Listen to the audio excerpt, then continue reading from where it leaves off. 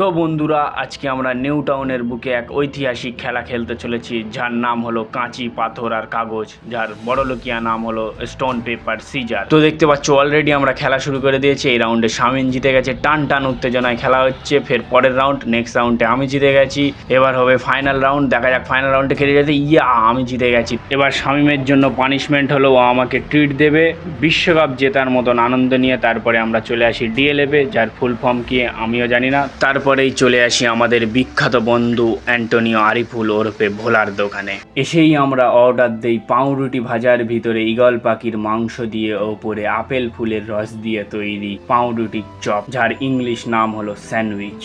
তারপরে আমার বন্ধু একে একে যত্ন সহকারে সব কিছু দিয়ে সাদা মাখনের মতন এক অদ্ভুত জিনিস দিয়ে সেটাকে ঢুকিয়ে দিল এক চারকোনা বাক্সের ভিতরে।